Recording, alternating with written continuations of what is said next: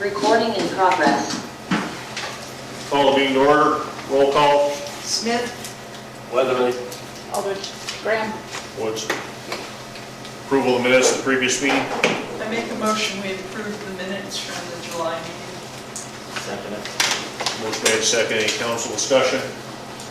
Hearing none. All in favor, aye. Aye. Opposed? Motion carried. Presentation of claims. You have multiple claims in front of you. I make a motion we accept the claims. I'll second. Motion made, second. Council discussion. You notice that the liability insurance is on there.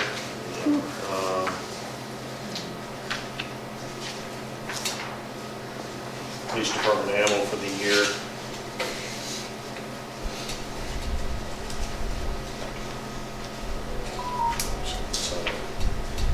Northwest Pipe was culverts and water parts. So we had to do some installs, and we had a meter pit that got damaged by an employee. So we had to fix that. And then also we bought culverts for some customers. So that was a pass through. We've got to deliver and then put them in the properties. Then reimbursed us.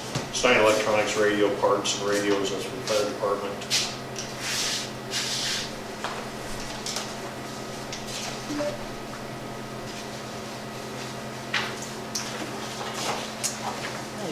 Campbell's is on here again.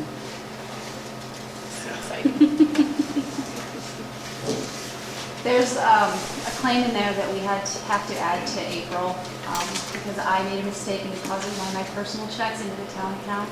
So I had to write myself a check back, and I had to go back to April because that was the claim period.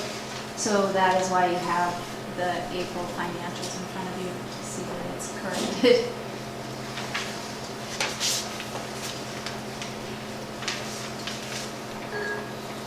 Also, you see on there, Hot Springs City Court pay gov. So instead of having two pay gov accounts and credit card, they pay the town reimburses the city court. Then, when that's all entered into the system, the city court gives us the money back. It's just, we gotta have a paper trail for everything we do, so that's why it's on there.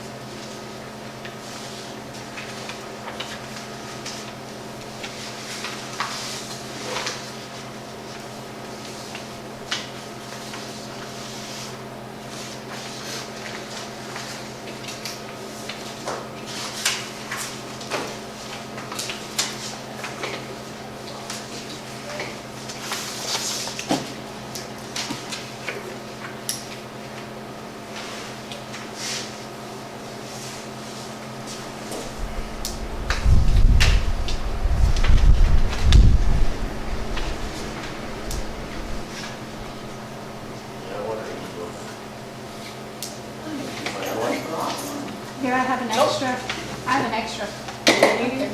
I actually brought a pen today. Me too, I went and got one. Leslie forgot hers. I brought one today.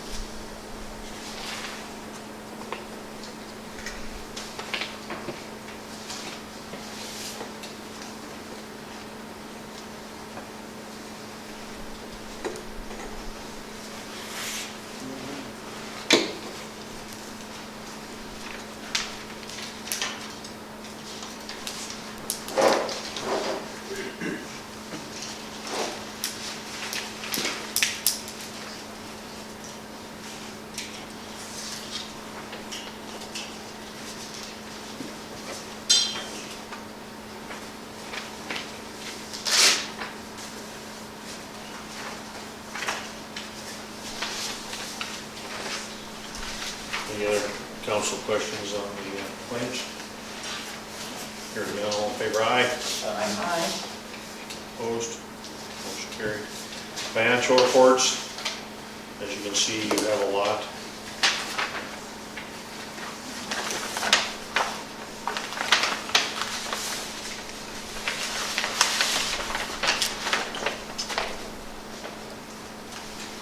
A motion to approve.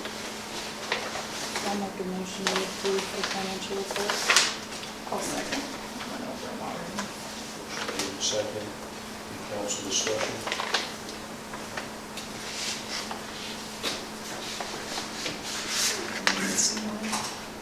What? Your paycheck.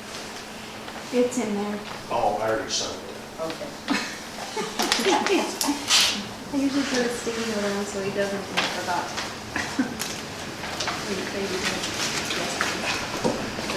Yeah.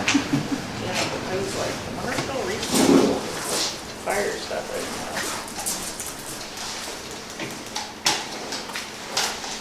Here we see the budget year here, the preliminary budget. Looking pretty good on everything. Sewer's still running a little tight, but hopefully we'll pull that out over the next year.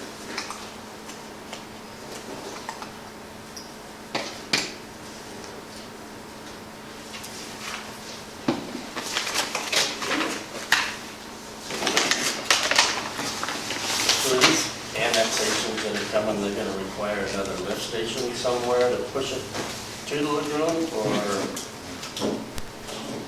But, we they get into that further on the side, we'll do a community lift station, or a pressurized system. On Jake's Roads, he's already a pressurized system all the way through. Instead of pump chambers, each house pushing back up the school is where it enters the gravity systems.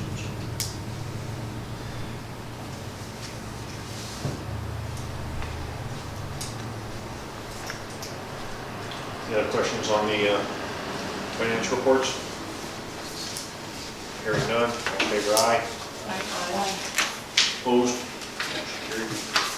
Reports, mayor's report. This last month's been extremely busy. We have both projects going. Kendall Street's doing the water line extension on A Street. Had some hiccups down there, but it's going good. They're just taking their time, I guess, and doing it right, and checking on them every day, and just, everything looks good.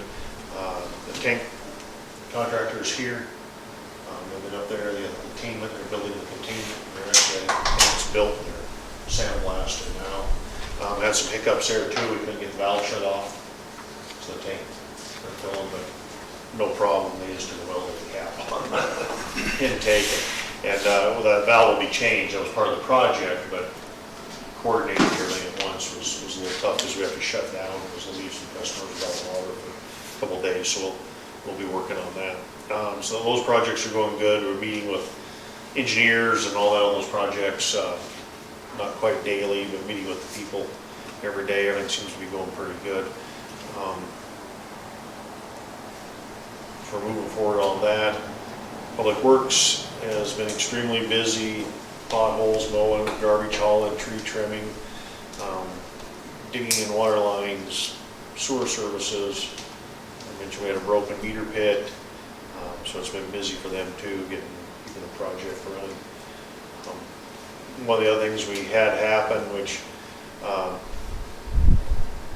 was a oops on our part, the operator's part. A system error. When we shut down tank 1, our level reading comes off of tank 1, even though tank 2 is sending a level, the computer is actually not acting on it. It's on the board, but the computer is not acting. So he thought he had everything switched over, and he didn't until he got a low alarm. So some people in town had really low water pressure all morning, and so it turned the pumps back on. But for summertime, people using more water and watering lawns. It took a few days to get tank 2 back up to full level, because also we didn't want to, one of the things we found with the pumps is to be efficient, we got to be cycling back and forth. And that's what took quite a while, 4 hours. He was 24 hours a day for about 3 days. He's actually still doing it. Cycling. between the wells to keep the production up and to catch up, so. Once You we're, guys flushing it all? Because last weekend, not last week, the one before, the water was kind of coming out no, around. that's because That's- everything was going on. Okay. So it's part of the problem, yeah. We're gonna flush, and we're gonna flush hard in your area, because you do have freshwater algae and pipes down there, we're gonna have to try and flush that out, so. We'll do that once we get the tank back online, and once we move some product, so. We'll be doing that, so, it's just been a busy month, and then we're gonna continue on, Public Works will continue working on streets, and street signs, and all that stuff, it's just, getting everything up and running. Fire department has been extremely busy. Actually, we had 4 calls just yesterday, so it's been, we've had trucks and equipment in Elmo. The first night, and we had 4 trucks. We had a water tender Saturday, and then we had 4 trucks last night. 3 trucks last night in Elmo, so it's been busy for us, late nights, early mornings, so. Ambulance has been a little slower than normal, but fire department's picked that up, so. Okay, moving on, police report, since Eric's here, he can do his own report. However, I have a copy of it in front of me. Oh, here you go. Yeah, you can borrow mine, Eric. Right on. Okay, so, for the month of July, we have motor vehicle contacts and citations for multiple speed, operating without insurance, operating with studded tires, expired registration, suspended driver's license, obstructed plates, and equipment violations. We have 4 informational cases. There's a canine bite that's under investigation. We recovered a stolen vehicle, and that's under investigation. Under assaults, disturbances, and warrants, we arrested an adult male on a felony warrant and multiple misdemeanor warrant arrests. And we had bid inspections and various agency assists. Back up to the fire departments, because I forgot it here is, Department of State of Montana, Department of Natural Resources, grant, gave the fire department, $5,000, our match is $556, so. That was always helps the fire department every year, that about doubles our budget, so. For my wildland year, so these wildland calls would go on, we get reimbursed a little bit, and then the state helps out this way too for buying equipment and gear for the guys to be safe out there, so. Okay, the police brought guests, he didn't introduce them, but we'll move into another law enforcement. These guys write you tickets if you catch carp, so. Nice.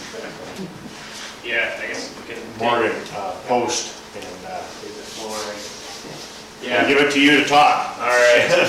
Well, yeah, my name's Morgan. I'm the local state game warden. This is Peyton and Peyton, the travel biologist.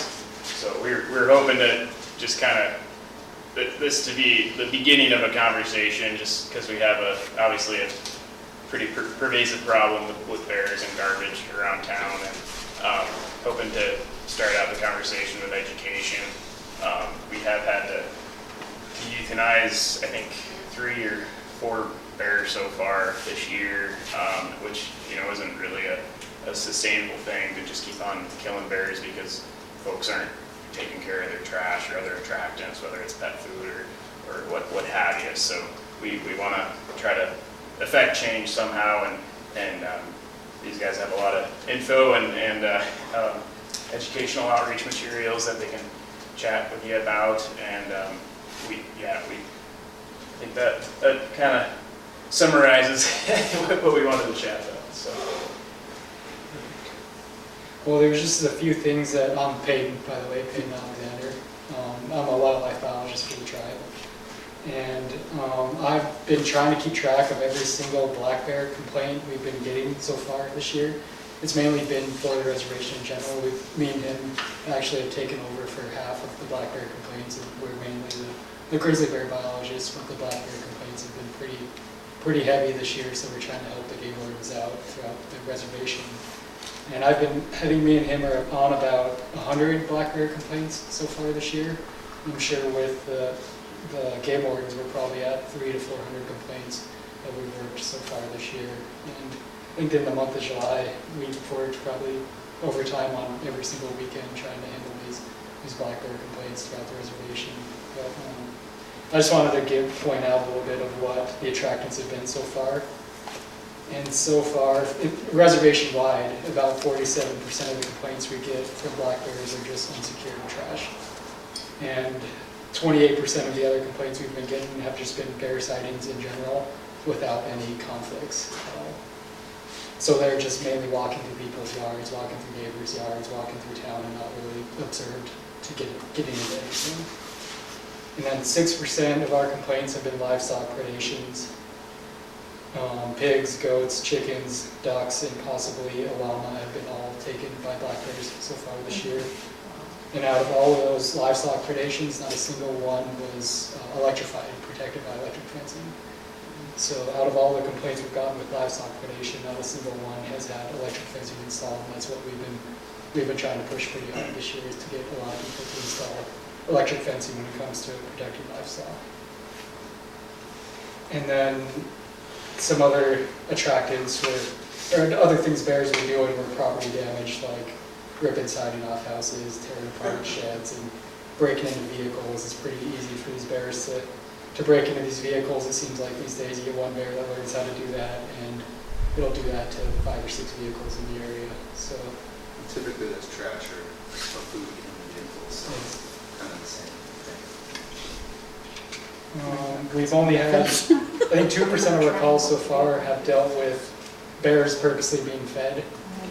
I went to a house last year where there was 5 bears in someone's yard, and they were not afraid of us whatsoever, and I'm sure that was causing a lot of other issues in the neighborhood.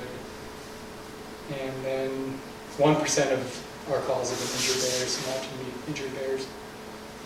But that's just a general rundown of what we've been handling throughout the reservation so far this year. And then I got a bunch of other educational pamphlets if you guys wanted anything.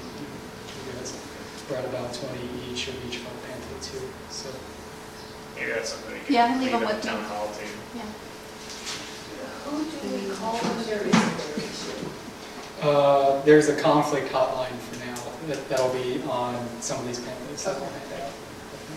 How respectful are they of hot wire? I mean, are you talking like a solid many strands, or do So they we- actually respond to getting hit by like a 1-strand deal? Or? So we recommend 3 strands when it comes to like chicken coops. Uh-huh. At least 3. At least 3. Yeah, I would, Yeah. If you can do more, it's better. But And then we also have this loaner program where we have about 6 electric fencing kits that we usually bring out and install for people who are having problems.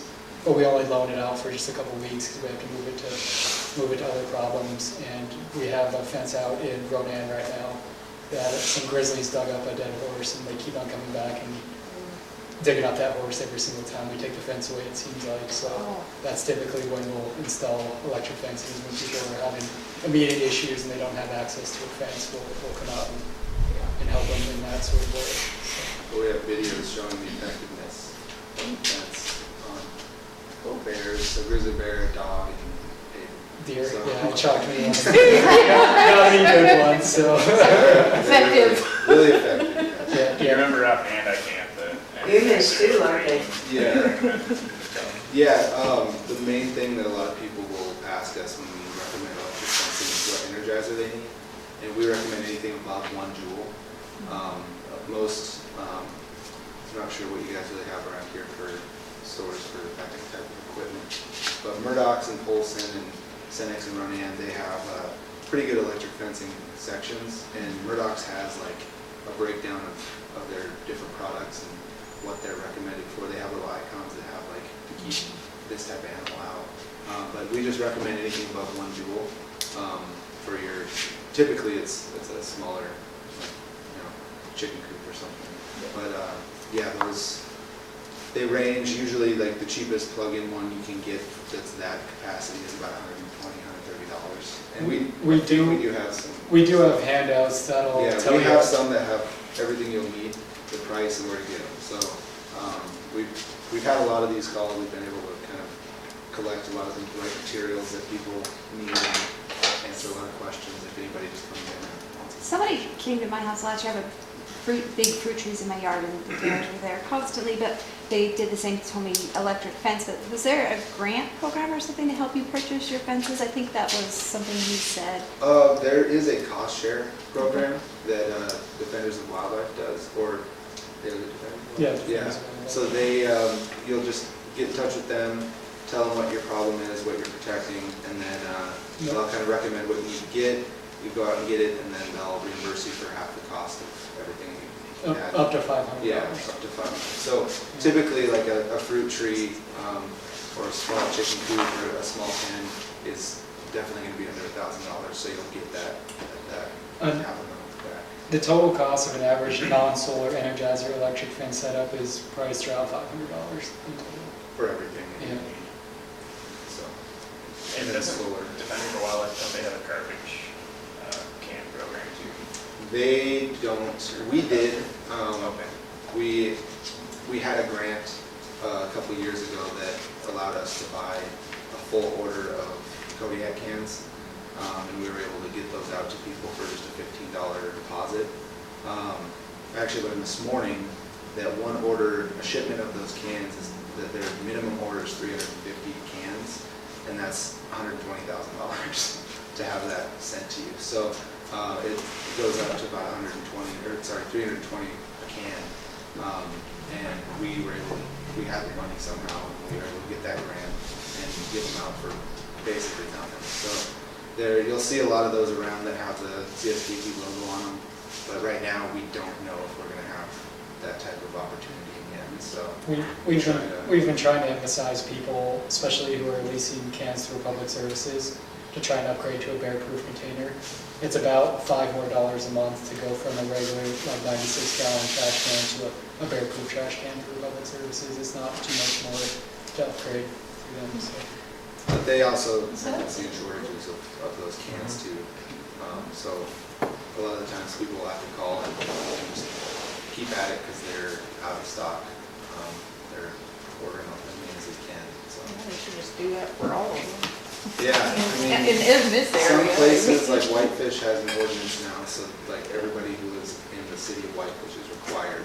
Oh, That's something that we would like to try to bring to some of these communities, but we understand that that's not super easy for a lot of people, especially when it's like a $400 can that is, you can't really just require that. But we really try to provide information and other opportunity or other resources that people can use to get the same amount of security with a lot easier and cheaper. I know we have black bears in the neighborhood of that, but are there any grizzlies in the area? We don't know of grizzlies. Let's see. Yeah, in this side of the reservation, we really haven't seen a lot. We haven't had a reported conflict Yeah. yet.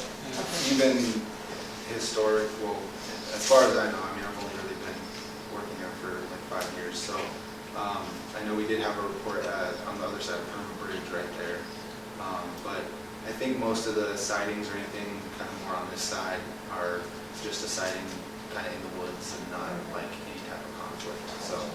Yeah, I've had like usually dispersing, males or Yeah. whatever down the tops and like once in a while. Yeah. It's not like core habitat. And we only have one collar grizzly right now, so we don't have a full idea of what every bear is doing. And the e-fence too, I mean, it's not only effective for livestock, but also your garbage, your there's dumpster areas and stuff where people have their community garbage. We do have a dump truck in the valley that did a 10-foot by 10-foot electric fence around his dump truck just full of Yeah. trash, and that took away the majority of the conflicts we were having in the valley, Yeah. just by his electrifying his. Electric collars and shock them. No, yeah. If you wanna catch them, Could you do please that. I don't know. You might have to hook a few of them together to get around their neck. I bet my kids would wrestle them. Well, I could almost cut it out my window the other day, I'm like, this is a little uncomfortable. So probably the big thing for the town is we need to work on making people lock the garbage up or electrify it or put it in a bear-proof can. Yeah. Down to your choices instead of, Yeah. throwing a bag of trash in the back of the pickup that's sitting out in the yard for the next month. Exactly. Is you guys, the dump just on the other side of the highway, are they still open? So Tuesday, Thursday, They Saturday. reduce their numbers for their days as well? Okay, because that's also one of the things that we can do, like if somebody has really no other means of like getting public services or, outright buying a can, just tell them to keep it inside and haul it every day you can. Like if it's That's if what it's I do easy anywhere, enough, put it just out haul it there. as often as you can. And I mean, luckily it's not too terribly far. Yeah. Sometimes neighbors will work together so that, if one person has a truck, they can help. So, just definitely urging people a lot to, And that's one of the things we're gonna have to push more is for people doing that, because I Yeah, wonder if it, I mean, because it takes they just everybody. change their hours, but it's Yeah. during the work, it's 9 to 4, everybody's working. Yeah. I work from home now, so I can do that. But yeah, it is a community effort. It really does take everybody being on the same page and being really determined to fix the problem, because, you get a few people not conforming and they're just gonna have the problems at their place and everybody else is gonna be fine. It takes everybody, and then the bears will not stick around, inevitably probably end up getting shot. So. Well, it's hard, like, cause I take my trash, but then you got, the Traeger that you try to keep clean, but, just things that you don't think about, because they come on my porch, and I'm like, why are you doing that? There's nothing out there, but then, Yeah. They could oh, get- that's what you're They after. could get something from someone else's porch, so they associate. Yeah. they Yeah, they associate like to bring the porches trash. They with- learn. Yeah. They learn. Yeah. they walk by my trigger, they don't bother at all. Yeah. I we- found the bucket, they left it right at my front door. I opened the Yeah. door and here's the little bucket, and I'm like, well, that's weird, and I look, it's getting all licked, I'm like, oh. Yeah, we recommend when you're done, turn it up, burn everything off of there, and then clean out your grease traps. Yeah. They'll probably come in and sniff on it, but they'll realize pretty quick they're not gonna get anything they want. If you leave the steaks out there, they might cook it for you too, so. Yeah, I think it's a little rare for you though. yeah, sometimes he's around quite often. But like I said, just the garbage, just by putting it in the shed and just closing the door, and that ended the problem. I mean, it's very simple, and taking the garbage to the dump more often, and that's the problem around here is, as a town, or the town council is gonna have to do that, is we need to probably put some better ordinances in place for that, because I can drive you around town right now, and we can point to garbage and backs of I pickups and everything else all over I town. have the entire town of St. Ignatius mapped out garbage can wise right now, so I'm sure we're gonna have a town meeting there eventually too, so. Pointing some fingers. Yeah. And that's, I noticed like the other day, one of the game wardens was over at a house, and, because I got a bear complaint, he's there. And he told me where he was, I'm like, oh, they haven't been in the dump for a couple months, have they? And he's like, nope, they haven't, that's why the bear's there. There's garbage everywhere, in the yard, on the porch, She even get said her replaced. husband was throwing the watermelon out the back door all the time, so they had a invitation to Yeah. whatever back there. Well, yeah, we've got all these resources to do with you guys. If you guys have people calling you or stopping by for any type of information, I'm sure these can answer just about any questions. And the conflict hotline number's on there. Yeah, and that's a good one to Okay. keep that on. Quick question, do you know where the bears overwinter at? I mean, are they actually pretty close to town, or do they travel quite a ways from here? I would imagine just with this kind of being in the valley like this, black bears would probably go as far up as they can. They're not going to go too terribly far. Like grizzlies would go to the tops of the missions and stuff. But we've had calls or we've had reports of people who do live not here necessarily, but they live on a mountain road up, and they'll have a black bear trying to dig under their porch to den up under there. So They don't go too far, but we haven't actually ever had a collared blackberry to see where exactly they go. But I have heard a lot of, it's not quite as far as. And the other thing too is if there's fruit trees or garbage left into the fall and into the winter even, the bears will just decide to knock it out. They'll just, if they're getting food, they'll be like, well, I could just eat instead of going to sleep. So they will do that. So it's really important, especially in the fall and winter, that people secure those attractants to help push those bears out. And right now too, with berries coming out, that's another thing bears like to go do. But if they have garbage, they're just going to do that. So. Okay, thank you.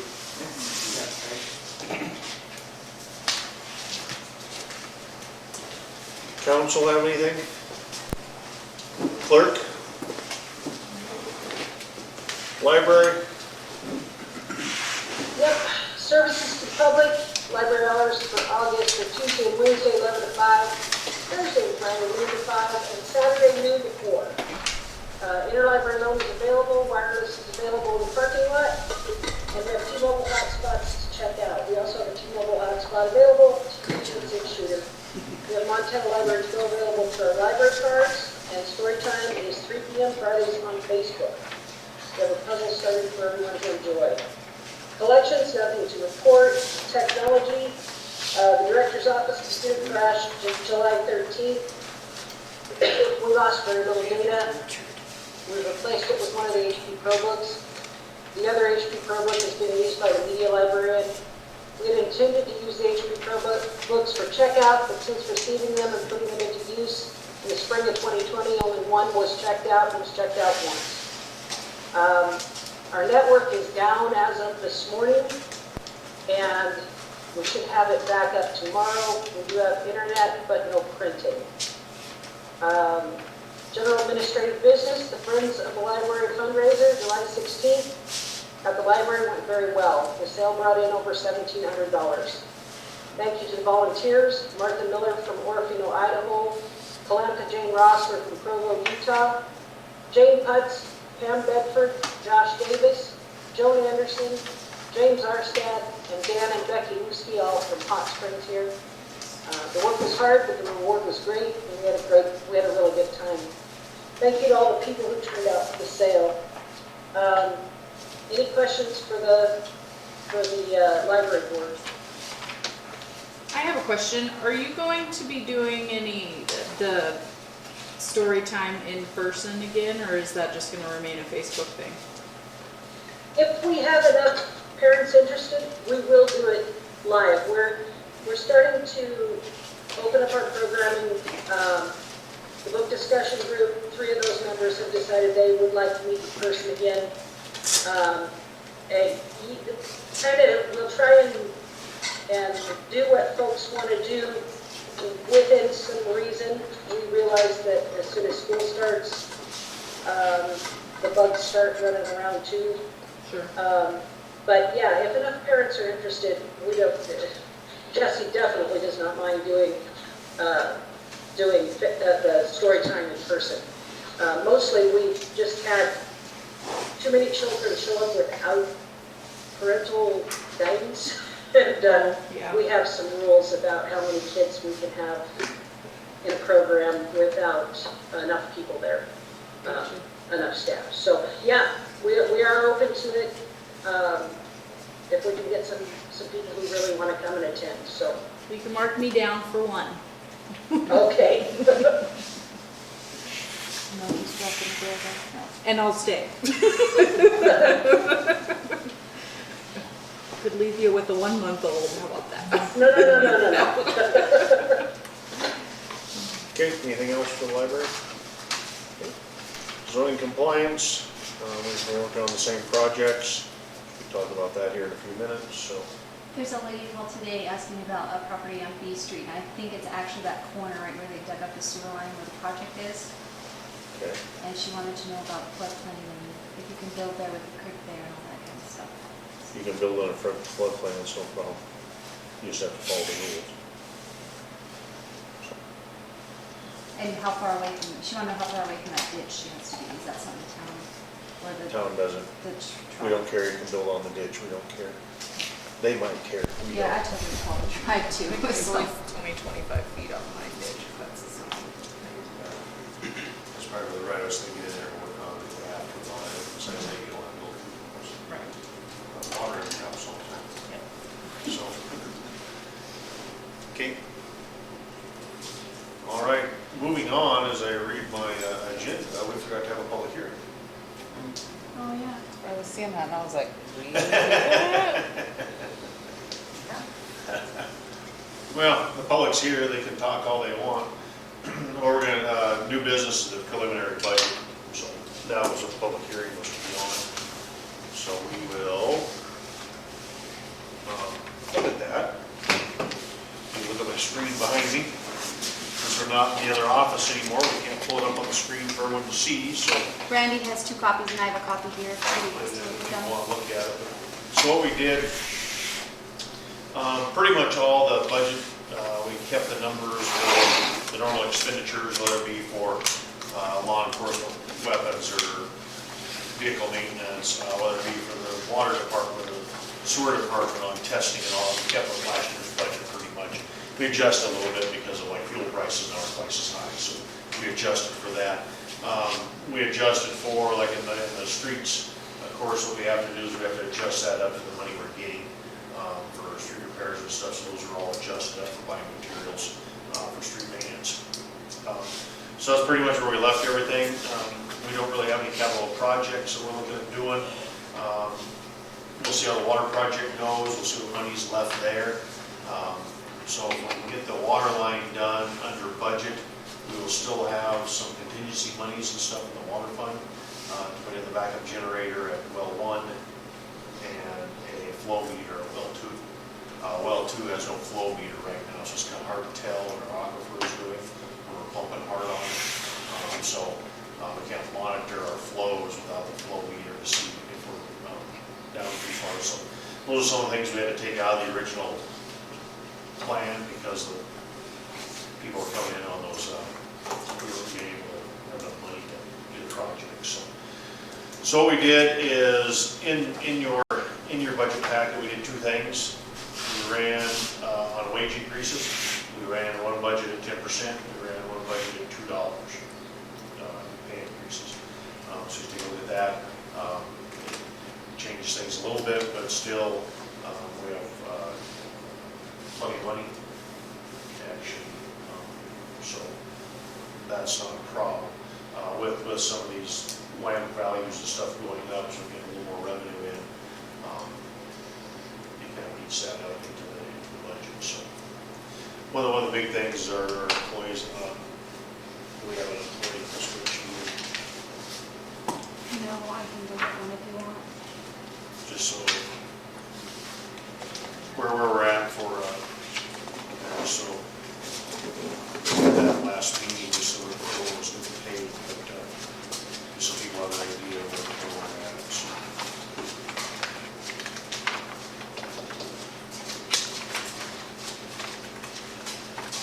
Whether go 10% or $2, some people that only use 20, 30 cents, some people use 80 cents. Like I said, the budget easily did for, that's one of the nice things about doing the budget now from when I first became mayor. We're not juggling everything, trying to make it balance. It just balances. That's good. It's not, in the old days, we were always juggling and to make it balance, you hope you sold some extra stuff or had a couple extra water connections or your revenues up and match your expenditures. And we don't have to do that anymore. That's one of the nice things about the budget. So, the budget's available at City Hall. It's available online. You can look at it. Sometimes it's a little hard to read. And sometimes you have to remember that a budget is our best guess. We're guessing what we're going to spend next year. We have some trends we look at. Just like this last year, we overspent, every department overspent fuel line item. And we budgeted for $2, now it's $5. So, I mean, that makes a difference. So, those are some of those things that we're just best guessing. But always remember that the town of Hot Springs The has to run libraries that balance are not budget or on that, whatever. so If, there's, just like we talked about the last meeting with the library, but, you know. if we only have $50,000 in our bank account, we can only spend $50,000, it doesn't matter. You know, if in November, even though the budget says we can spend $800,000, if we only have $20,000 in our bank account, that's all we can spend, it doesn't matter. The budget's just the best guess and it's spending authority. If we don't have the money to spend it, we can't spend it anymore, so. But our budget does have, our dime is there, so it's, you know, we have capital improvement funds. That's one of the big things we were pushing the last few years, capital improvement funds. So when we do have a pump go down or a truck go down or whatever, we can just fix it instead of not. So there's what the pays are, so we kind of have an idea what $2 or 10%. So $2 isn't the Jerry Cotto's, Mark, Dan, you know, those guys are 12, 13, 15 an hour. You know, we're at 10%, about 30 or about $22, 70% range. So.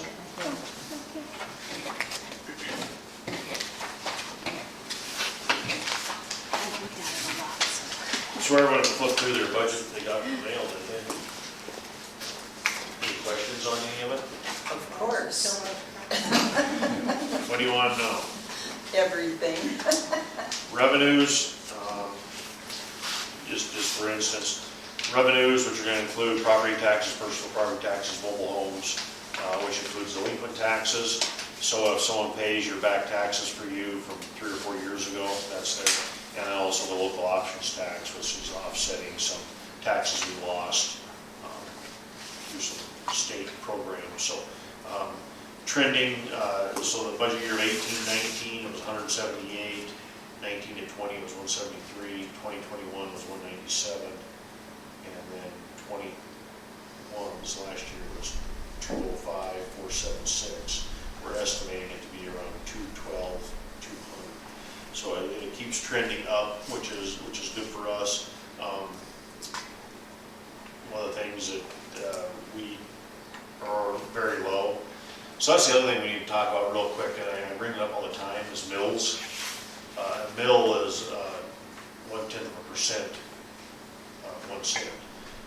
So our mills are worth so much money, and that's based on property values. So you can't compare our mills to Plains, Thompson Falls, St. Ignace, Charlotte. It doesn't work because it's based on property values. So when you look at, and that's what will happen now, at budget time, you'll see in the newspaper where Hot Springs is imposing 386 mills on its residents, and Plains is only charging 148. So it looks like we're just ripping you guys off because we're charging so many more mills, but our mill is worth, what? What's our mill worth? Just off the top of your head, just give me. Then why are the taxes higher in Hot Springs than like Plains or They are. Thompson Falls? They are. Well, they seem to me they are. But- You gotta look at your assessed value. Yeah, the assessed value, like $100,000, $20,000 house was like $2,200 for taxes. You can get a $400,000 house in Plains and it's the same amount. Well, just because I own properties out of towns, I know that's wrong. But it just depends on. I just wondered why it's so different. That's up to the state of Montana. No, it's up to the county, isn't it, or the No, town? state of Or Montana. the mills? No, state of Montana. I asked the Department of Revenue that question, and they pretty much blamed it on the school systems. Well, the school system is your biggest tax burden. So it was because The education of system in the state of Montana, so it's the local new schools, school, was that state the cost of the schools, school universities. that increased the mill levy? So the schools is normally runs around 60% of your taxes go to school. Because I looked at taxes, you know, in Sanders County and, you know, like Missoula County and Yellowstone County and Gallatin County is the highest of the whole, except for Sanders County, and this area is higher, just as high as like Gallatin County. And one of the things you have to remember is you have to pay for services. And if you only have 100 people paying for fire and police and. Oh, the infrastructure. Or you have 1,000 people paying for it, that makes a big difference. Oh, I'm on the agenda too, I don't know if you No, remember that. it'll be down, you're on the agenda. Oh, okay, So. because I was just wondering, because I didn't know when you were gonna do that, but Yep, it'll be I down, just had so some it'll be- questions about taxes, because taxes are pretty high here. And that's one of the deals. Just for instance, we have a lady that got her taxes lowered, then she wanted us to fix the street. How do we do that when we don't have any money? No, that's true. That's, You know, that's, people, the when tag, they you're want paying your the potholes taxes to. fixed, I mean, that's what happened, that's why all the taxes went up, like in Carbon County, I'm from Red Lodge. And then all the rich people moved there, and they wanted the roads fixed, and they wanted this paved, and they wanted a new school, and they didn't want to have their kids go outside to the gymnasium, because they might catch a cold, stuff like that. You know, so it just like, the taxes just like tripled and quadrupled because of people wanting more infrastructure. And with the town of Hot Springs is we're doing the very basic in infrastructure, and that's just the cost. Right, and you know, the cost is expensive for roads, you know, it's. Just for road oil, we got 200 gallons, almost $1,400. But yeah, when people, you know, bitch about the roads, but then they bitch about the taxes, you know, I'd rather have crappy roads and low taxes. So anyway, back to the budget. Our mill levy values run approximately 420. 400, and Plains, I think, is a little over $1,000 per mill. So, and $420 a mill. Yeah, for example, the library mills are valued at 1,800 because they are a county, city county, so theirs are 1,800, ours are 400. So the town gets $400 for every mill. Like in Plains, it's over 1,000, but the library, the Hot Springs Library gets 1,800 per mill on their mills. Now granted, they only levy like 30 where we levy 200. I used to do cost of services studies for counties, and it's sort of interesting to see where the pie, where it goes in the expenditures and the revenues and how it all balances out, but it's sort of interesting if you get into the pie. But a lot of counties won't even let you look at the pie. So pretty much those are general revenues that are coming in. Then you go back into water and sewer. We're running, of course, with more hookups and more people on the service. We are trending a little higher. So for water, it's been running 176, 173, 196, 214. This year we're estimating at 220 with the more hookups that we're bringing in. Sewer's been running 133, 131, 150. Last year was 171 with the sewer rate increase, and we're estimating 175. Revenue on that.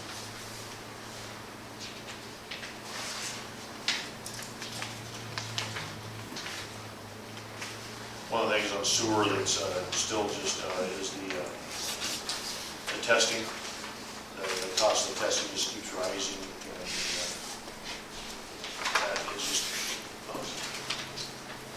we're going to be behind a little there until we get caught up.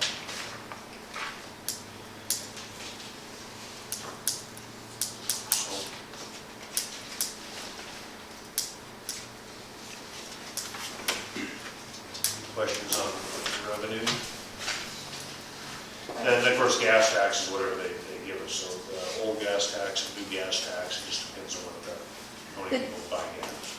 Actually, the new gas tax, if you look at that, the summary page, our expenditures on that is like 54,000. Our revenues is 24,000 approximately. We actually have to spend that. We get that every year, and now we have a little bit of it, I want to say saved up, it's just unspent. But we have to get that spent or we have to give it back. So we got a couple larger projects we want to do on some of the biggest things is hurting the streets and stormwater. So our first projects are the stormwater taken care of and the response. So the money will do that.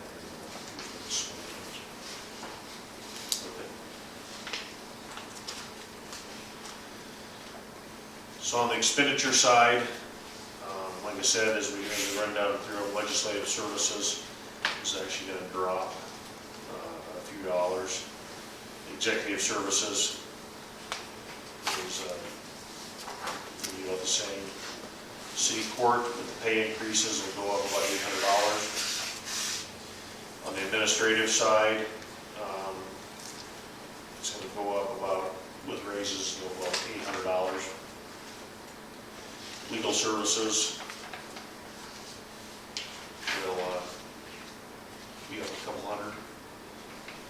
Facilities administration, those numbers are all skewed because of some grant monies in there. So we've been trending anywhere from $5,000 to $75,000, and this year's budget is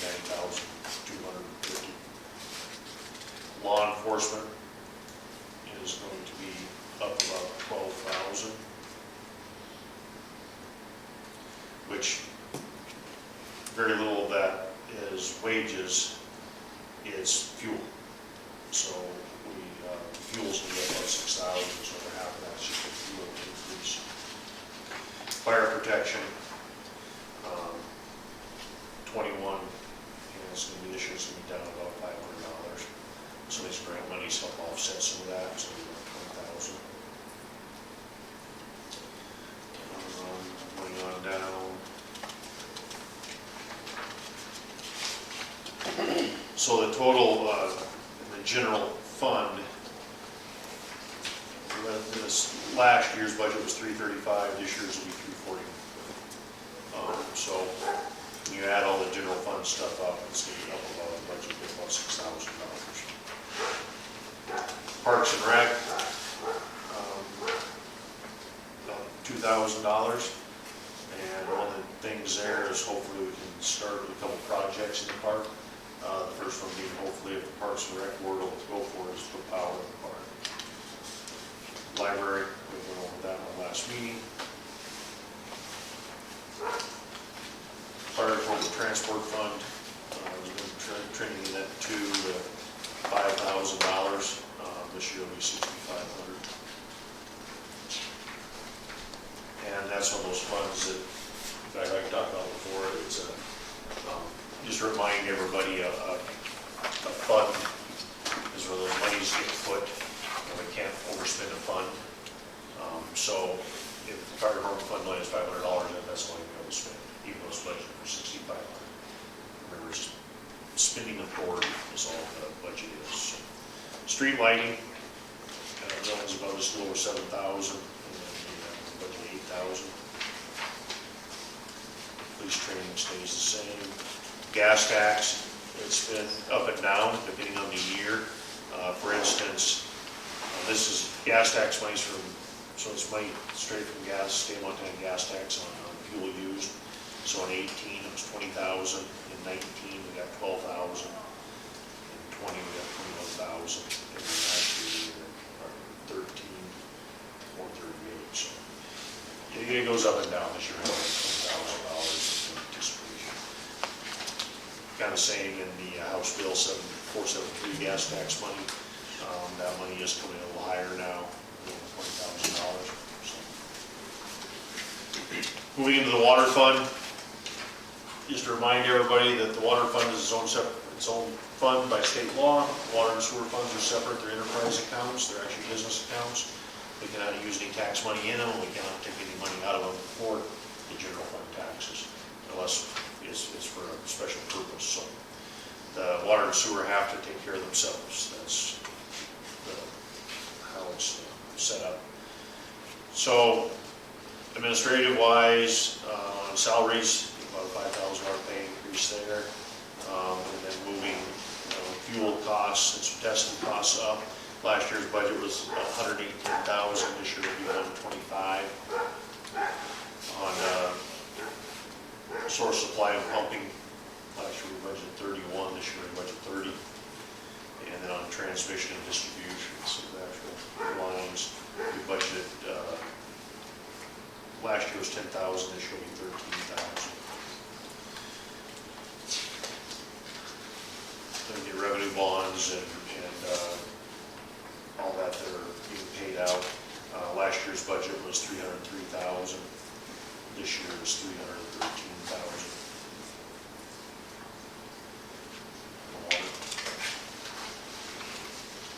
They have water renovation, which, that was budgeted $887,000, we still have $730,000 to spend on that, this project. Sewer fund, salaries the same, 59 to 64. Raise fuel, and of course, we really had to raise the testing. Also in this, was throws this budget off, as we had a $48,000 preliminary engineering report that we just did on the sewer system. So that raised our preliminary budget to $163,000. Last year was $110,000, but $48,000 that is that engineering report. That was partially a grant. Yeah, so I have it marked as revenue and expenditure. Yeah, we have to put it in both. Yeah, we're using ARPA funds for our portion of it, and then we have grant funds for the rest, so that is included in the revenue for sewer. Under collection and transmission, last year's budget was $29,000, this year's is $18,000. We budgeted for a capital improvement there as well, so it'll be down this year. For treatment and disposal, the budget was $67,000 last year, and $27,000 this year. Same thing, we budgeted for some capital improvements, we bought the generator. So that's why that was higher. Testing costs, we raised that just a little bit up to $10,000. And loan payment. So sewer total budget last year was $241. This year's budget will be $244.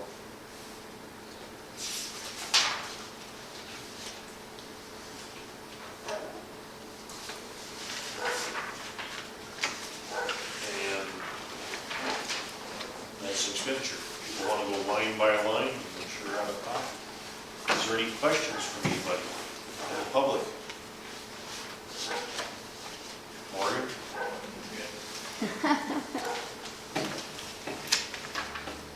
We can sell the bears. We can do a bear tour in town. I have a bunch in my backyard. Like in out of Bozeman there, we could do a tour thing. You have to sell tickets. People that drive around town with the bears. There has been some No, we'll just make the sign very different. educational events. Like they do at Overage, and then they have some big board, which I had one maybe in we should have Cook City where they had it at the dump, all the grizzlies would come to the dump.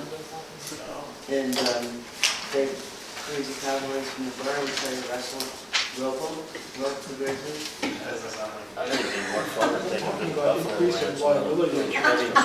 Yeah. Oh, yeah. That was crazy Cook City, you know, That'd be good. there's the elevations up there. Anyone have any other questions? Anything on the budget? How many is there 2 wells for the water source? We have 2 right now, and we're renovating 1, there'll be 3. So how many gallons per minute do they put out? Yeah, if the Yeah, so like aquifer is full and we're only running on our schedule, well 1 puts out right at 200 gallons a minute, well 3 is about 280, and well 2 is 280, well 3 is going to be about 40. So if we keep the tanks at our normal levels with the 400,000 gallons of capacity, the wells are only coming on for 2 hours at a time, keeping the tanks full.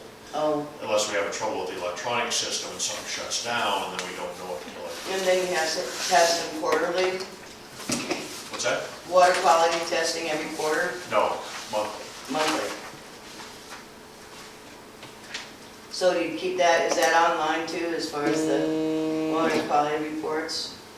Or do you have copies of it here? It's online, it's on the town website and the state Okay. website too, because it's state mandated, so it's on both. So I have a motion to approve the preliminary budget. You have to choose which one you're going to move forward with, so I don't have to do 2 at any time. Yeah, we can approve them both, No, you gotta choose one. yeah. So you gotta make a motion to choose one, unless you guys wanna talk about it at that time.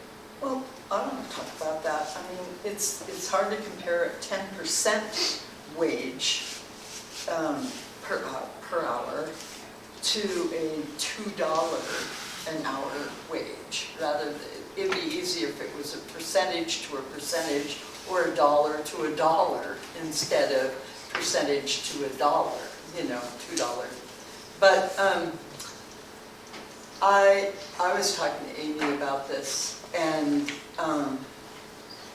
you know, wages are going up all over the place, and we're having a hard time keeping our police staff and everything, you know. And it's really hard to live on the wages that we've been paying. So I would make a motion that we go with the $2 an hour pay increase. And it was explained to me, an employee at a 10% raise would have gotten $1.60 an hour, and the $2 an hour would be $2 an hour. So that was just an average wage on the list. And what do you think? I'm looking at the wages they're getting right now, and they all deserve $2 more an I hour. I think so too. I think if we can afford it, And we can afford it. yeah, that's we're what I'm not- saying. So we're not juggling nothing, the No. budget was just a, No, we have the money and we can pay it. I think everybody on the list deserves it. Yeah. So I think I made a motion. The $2 one. I think it sounds like a motion, The honestly. $2 one. Okay. The $2 one. I have a second. I'll second. Motion made, Well, we second. seconded that, I guess. Everybody's seconding it. Any more council discussion? Hearing none, all in favor, aye. Aye. Opposed? Motion carried. Pay rates for employees for fiscal year That's 22. taken care of right then. You just did that, thank you. No, we need to do that anyways. We still need to approve Yep, the, so on you have your sheet there, so you're doing a $2 raise on that. So you need a motion to do the $2 pay raise to all employees. yeah, that's what I said. I'll make a motion, we do a $2 pay raise for all employees for the Second. fiscal year 17. Any council discussion? All in favor, aye. Aye. This is mandatory by our auditor. Kind of get those back. Okay, Yeah, even though you budgeted the pay raise, you have to do a separate motion for the To- pay increase. to the. And then I have to Right. create a resolution for you to vote on next time. Yep, then we have to go to a resolution next meeting to do the whole thing. Okay, So yeah. that's the steps we have to take, so that's mainly by auditor, not by anything else. Next up, we have a request to abandon a water service line fee. She's here tonight to talk about that. So just for the council and everyone in the crowd, our ordinance reads that if you have a power meter on a residence, that's how many basic water sewer charges you have. So if you have 2 power meters, that must mean you have 2 residences there, then you're charged for 2 water to sewer base connection fees. She bought a house that actually had that at an upper and lower floor, and she's done a plan she's going to present to us. Did Go ahead. we approve the preliminary budget? Yes. You did. Oh, okay. Present your case. Okay, I'm on 301 North Arlene, it's a couple blocks down here. I'm on kitty corner, I'm right behind your empty lot where you have the RV park. Yeah, I'm right behind there. yes. Okay, so Lee Zimmerman built that house and it's just a basement and he had a mother, his mother lived in the basement. So she couldn't walk up the stairs, so they just had her down in the basement. And then somebody bought it when Lee moved. His wife died, and then he left. And then somebody got, I think from Idaho, bought it and made it into a part, 2 separate apartments. Duplex. Yeah, but the city, the county doesn't have it, Department of Revenue doesn't have it listed as a duplex. It's a single-family residence. And there's 1 water line, 1 sewer line. And when the guy, I don't know if the guy from Idaho put in the second meter so he could divide it up more equally for when he rented it out, because he just bought it as being a landlord type thing. He didn't live there. And so then when I bought it, I don't want to have rentals because I don't even like to have neighbors. Let alone somebody in my basement. So anyway, I finally, it's been a year and a half and I haven't had anybody down there, and I've been trying to get an electrician, and Amy told me to call Josh Weatherby. Weatherly? Sorry, I got the name wrong. Anyway, they finally called back and they said they can't do it. Okay. And I called another guy and he said he can't do it. And I've been trying to get somebody to come over there, and it's not that big of a job, but it's like they won't come over for like, from Missoula or somebody that will do it or can do it. So I can't get somebody to take out one of the electrical meters, but I just paid one bill. But it's like I can't get anybody to change it into the 1 meter and have, and they said they weren't allowed to do that type of work. I don't know why. That's what he said. Have you tried calling the power company? Yeah. And they said, well, you got to get a private electrician to change it into 1 meter. It doesn't matter which one. But, and I haven't had any luck. And then they said there was a guy in Plains, there's a Frank's guy in anyway, I haven't been able to find anybody to do that. Frank's Electric, he's in Irada. Yeah, Nirada, yeah. But nobody seems to call you back. I guess everybody's too busy. Yeah, they are. And so, Nobody wants to so leave that's on my what they do dilemma, brand you new. know, and I've had it for a year and a half, and it's just me. You know, I just have 1 water line, 1 sewer line. And I'm paying for 1 sewage line, but I'm paying for 2 water bills, and it's just me and the dog. And I don't really plan on renting it out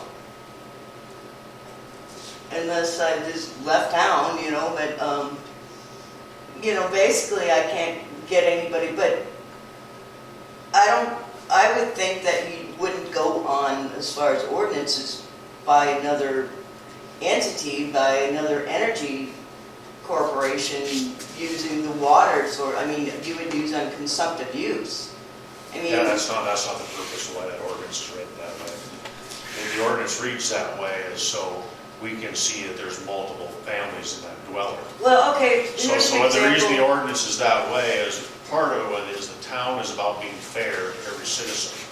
So when you have a house that has, let's just say you have a duplex or a fourplex or whatever, and you're only paying 1 base fee, that's the same as just a single family dwelling. Well, you actually have 4 families or 2 families. Well, I don't have, It's you not know, fair there's, to the it's rest of only the 1 citizens. person, so as far as fairness, it's And only I 1 understand that, individual. but what happens is you get this, let's just say, is down the road, you go. Well, you originate. can't say down the road because it's present now. You can't say, well, maybe, you know, you could turn that place into blah, blah, blah. I mean, that's a possibility, but reality is now. You can't say conjecture down the road The what may happen. upstairs is not connected to the downstairs also. They're 2 separate living dwellings. They're not connected, 2 separate power meters. But the consumptive use is less than a typical family. The consumptive use should be more important. This is not the use. Use is a whole separate matter. This is on the base. Well, I don't think it's fair. I just don't think it's fair that it's 1 house, 1 water line, 1 sewer line. Why it doesn't matter if the basement, there's a lot of people that have basements, they have to go outside to the basement. I mean, I lived in a town where there's a lot of like Norwegian houses where you had to go outside to the basement. I mean, that was a common thing. I don't think that should be an issue.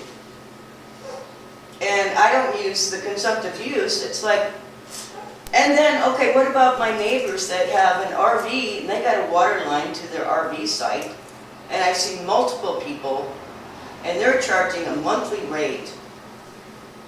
And he probably has a larger meter. What do you mean a larger meter? So the meters are based on size and based on. No, this is a shop next door. He doesn't have, but he's renting out an RV spot. So he's renting it out on a monthly basis. He's not getting charged twice. We don't know that until we look up his bill. We're not gonna do that here.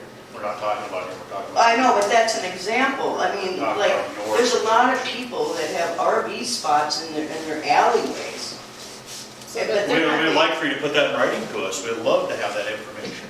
No, I wouldn't rat on my neighbors, but. Well, Well, the thing is, when you bought just the like, home, just like your place, you said the Department of Revenue's missed you, so we can help you out with that. We can send Zach over to see you. Oh, I already met him because I knew him from Red Lodge. He used to work for the Forest Service there. so when you bought the home, it was considered 2 single-family homes instead of one. Well, it was And a, that's why you have 2 different base rates on your meter. One meter may be using no water, but you still have the base rate because it could be considered 2 single-family homes. That's just. okay, so so if I got one electrical meter, it would solve the problem? No, well, to a point, it solves one problem. If you rented out your basement, now you have 2 separate residences, and by ordinance, you'd still be charged 2 base fees. So I could rat on all my neighbors that have RV spots that rent them out? It depends on how they're set up. So, and that's actually a state violation anyways. We don't regulate RV spots. I mean, You're- I don't think it's fair. But you're here, you need to be here talking about you and not your neighbors. I know, but I'm just going on examples of being fair. You're trying to be fair to the other We citizens. are, we're as You're not fair being as we fair can to be. me. Do you Yes, we know are. if they're only on 1 single meter? Some of them. Yeah, they're, no, two they just have meters. 1 meter.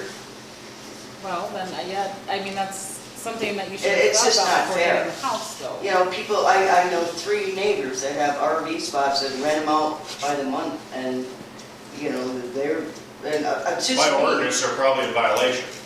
Yeah, and here it is, 1 person, But we don't and know you're about charging me that. 2 water bills, and I can't get, so if I change the You electrical made it one meter, single residence. You could, so if you took the. so do I have to kitchen- put a hole in my floor to get to my basement?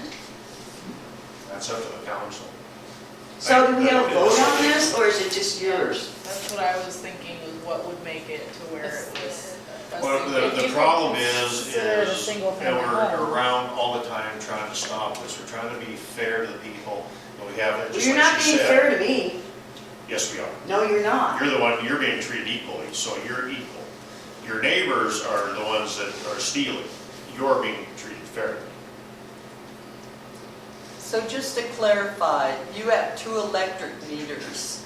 Are you getting 2 electric bills? No, I just have it in 1 bill now. She Okay. has 2 meter numbers on that bill, I guarantee. I have multiple meters on my bill for different residences. I If get she has 2 electric one meters, bill she with has 2 meter charges. 2 meter charges. Mission Valley Power isn't giving her one for free, I guarantee that. Okay. Well, I would rather have just 1 electric meter because there's an access, every meter that you have, there's an additional access charge. So I want to eliminate that. I want to have just 1 meter. But I haven't been able to do that. And you guys are making it a little bit more difficult for me to follow through on what I'm trying to do. And I don't really think that you're being fair at all. So that's what we ended up doing years ago, is to be fair to everyone on the base fee. Because we had, for instance, on Second and Spring, we have a residence there, I believe there's 4 or 5 rental properties on 1 meter. They get charged that 4 or 5 base fees, even though they have 1 meter in their yard. They get charged those base fees because they're all, now remember, a base fee is what we're charging to operate the system.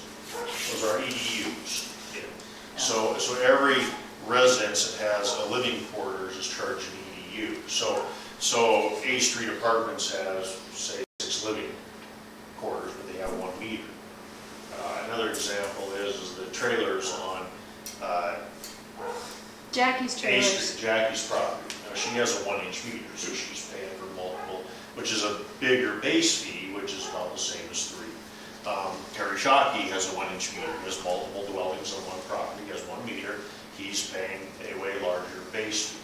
Those are all figured to be fair to each person. And what we're trying to figure is a single-family dwelling. So if you're more than that, if you're 2 single-family dwellings, 3 or 4, you pay, so every single-family dwelling pays 1 EDU, 1 usage fee. And that's how our base fees are figured, and that's how we figure all that when we're doing our budgeting and expense of the system. So the system costs this, and as I said before, by state law, the system has to pay for itself. So if you have more people looking and only putting in 1 meter but hooking up 5 residences and only paying 1 charge, now that's going to cost you more. It's going to cost you more and you more because we have lower EDUs. The more EDUs, the more people pay for that pie. So in the town, we have a set fee for running the system. If we don't pump another drop of water, we shut everything off today, we still have an expense. We still have debt service, and we still have to maintain the system. We still have to do that. So we still have costs. So we still have to pay that, and that's what those base fees cover, is those costs. Now pumping, when you're talking that $2.05 a thousand, that's paying for the pumps, that's paying for the water in the system and all that. Those are 2 different charges on your system. So if everyone in town quit using water tomorrow, everyone packed up and moved because they don't like to live here anymore in the winter, now with that EDUs do, or that base fee pays to still operate the system. You still have to maintain the system and pay the bills. The second meter provides availability from the town for water usage, whether you use 1 drop of water or not. So what we did though is to make the ordinance, we copied someone else's ordinance. Actually, Plains had just put one in when we were looking at it, so we copied Plains's. And the idea was with the utility meters, because now when that public works guy's out there reading water meters or whatever, he's keeping an eye on to try and keep everybody honest. Because you have to remember it's us against them, it's just the way the game plays. We're the government, they're the private citizen, they're always trying to get something up on us. Morgan can tell us all about it when he's out there at hunting season. There's always someone trying to, just like he told me today, my black powder rifle, I'm gonna be illegal when I go hunting. So I mean, there's always someone trying to escape. I've got an extra one. I can't use my great big slugs, he said, I have to use a round ball. I can't. So back to this situation, it's like, what could you do in a situation like this? So here's my scenario I'm gonna give, and we can all talk about it. I'd love to have public input on this. So you have a duplex. It's a 2-story, completely separate. There's no inside stairs or nothing. So you have a kitchen, bathrooms, all that in the basement, kitchen, bathrooms, and the upper stairs. That's why it's all separate. So what's to say, and the way our ordinance reads, just to be fair, that's the way it is. So she can say, oh, I'm not gonna rent it, I'm not gonna rent it. And as soon as we say, okay, we'll take that meter charge off, she moves someone in tomorrow. I mean, where do we? Or sells it, or who knows? Or sells it to the next person or whatever. Now, if she put staircase in, and took the kitchen out, now it's one house. That would make it way easier for me. That'd be a no-brainer now. You've taken your duplex, knocked the wall out, turned it in, or put a hole in the floor, put a staircase in. Now it's one house. You have a 2-story house, and yeah, no problem. And I wouldn't even care about the 2 outside electrical meters. That doesn't matter at all. But we have this happen all the time. That's why I'm saying this. This Well, happens all. it's $23. So the way our system is You set can up, spend $23 a month for a long time and not have to afford the new meter and the Right. remodel and all that, So should be what we end thousands up- of dollars. What we ended up doing is someone did this not too long ago. Years ago, they had a meter removed. Nope, we don't want it. Well, they decided to have it put back in. Well, now it's $6,000 fee. Right. So, That's true. and to hook up, they had to pay it. They were a little whiny about that. They'd have been way better off paying the $22. so I'm not positive, but I don't know that she actually has 2 physical meters sitting there. No. What she has is 1 meter that supplies water to the house, but because of the 2 separate units, she's being charged 2 base water fees and 1 base sewer fee. Because our ordinance, when the ordinance was done, did not address the additional sewer fee, it only addressed the additional water fee for the second unit. So what happened though is that a lot of places in town is using 1 water meter to multiple dwellings. And one of them was the one over here on Spring and Second that has like 5 dwellings running off of 134. Well, that's what we changed not too long ago. They just kept So this adding. is why it's- They had the house, this- then they took or the no, storage that's shed what and it turned is. it into a We did living that. quarters. Then they took another building and slid in there and hooked water, and they just kind of hooked water up as they went. Well, now they have actually 5 rentals, charging rent on all 5 of them. They're only That's the paying thing, is 1 water. that it's. Is that the ones that are actually condos and they don't own the ground? This is what this is. So if a person has a house, a 2-story house, and they put a kitchen in the bottom, and it's got a kitchen upstairs, they got 1 electrical meter and 1 water meter, and they're living in the downstairs and Airbnb the upstairs, what is that? Until someone rats them out, we probably wouldn't go on it. Oh, Yeah. But it would actually be 2, it should be 2 fees. It should be 2 Two fees. base fees. Well, even though there's a single meter in it. Right. the house I just bought has 2 separate floors. It has 2 separate kitchens. It has separate bathrooms. And Now, I'm living in the whole thing. And There's 2 kitchens. yeah, it's So- got 3.5 Had a mother, bathrooms and what is 6 it, a mother-in-law bedrooms. kitchen or It's something got like I don't know how it is Pretty much, now, but the yeah. house Ed is in was getting 2 water fees. I don't know off the top of my head if that's changed, but when there was a hair Oh, that- salon in the back, you're Yeah, because paying. we got water to the red Right, cabin. so you're but paying I 2 pay water 2. fees and 1 Yeah. sewer fee, but you only have 1 meter, but you Yeah. have 2 units. Yeah, and if you have an Airbnb, and there are some on the end of Main Street that have a house in the front and in the alley, there's a little cabin in the back, and they're Airbnb in those, and they should have a separate fee, you know? I Yeah, most think of those, it's most a of those, rental. They're making money off of They're it. making the most of money those off are, of it. well, part of it is like I said, is our cost of doing business, let's just say is, well, I can look at the budget, but $100,000. So the more people paying that means less money for you and them and everyone else too. That's part of it, is just trying to be fair. Well, these are questions she should have asked before she bought it. Actually, she was told all this. This is all in the real estate agent is explaining all that. And then, I see where she's coming from. Yeah. I do too, Well, as but a it's council kind of a. person, Yeah. I would like to maybe, be kind to this single woman or whatever, and come up with a roadmap to only have Yeah, it be a single family residence, I agree. So If she's she not told gonna me What, are use you she gonna has- police it? No, That's the we're Or thing, she and once we doesn't, get up she close ends to up renting it personal out a things, year down the road, now you're back to that. Yeah, Yeah. Once She told me she decides was to show getting a herself in spiral the- staircase Yeah. put in, but she can't find anyone to do it, is what she said in my office the other day. No, that's Oxford.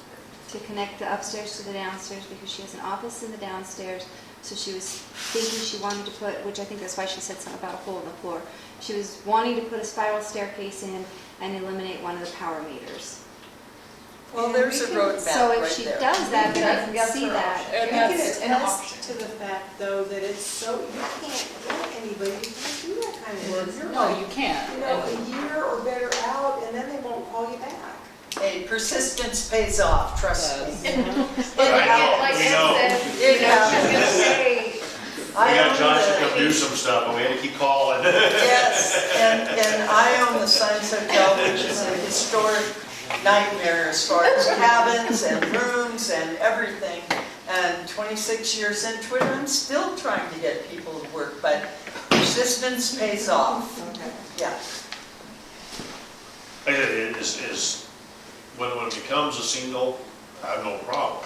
It just goes, we did it to try and be fair to everybody, is why we did that. And there's still people, I'm sure, that are beating it, just like people beat all rules and law. We're just trying to be as fair as possible. And our problem is, it's really hard for us to police it once it happens. So we took that away, and then next month, she decides to rent the place out because she needs a little extra income, because she's a little short. Well, now, the town, or the people, it's actually not the town, it's the citizens of the town now. well, yeah, And stuff that- I can put myself in that situation and like say, well, I don't wanna do that because I'm not renting out the little house. Well, I wouldn't even ask to do that because I get it, but Does the Sugar Shack have a separate meter, or is it off the main house? You don't have to rat on yourself, No, just blink twice. Well, I do pay tax twice, but it is separate actually, I think, so I guess that's different, but still, I can see the purpose, Yeah, I know where the Sugar Shack shack is. Yeah, What do you actually, mean? Sneaking down there. And that's why we did that, is because there was seemed to be a lot of residences in town that were running water from 1 meter and going to multiple units. And it was kind of started the Airbnb thing, so people were taking like an old shed in the Yes. backyard, remodel it, put water up to it and all that. And there were separate units or separate houses. That's what we did. And is it gonna be 100% accurate? No, it never will be. And people renting out RV spots in their backyard, we're trying to police them as best we can, but it's hard. You know, is that guy just staying there for a week because he's a family member and moving on? Or is he staying there for a month? You know, Oh, okay.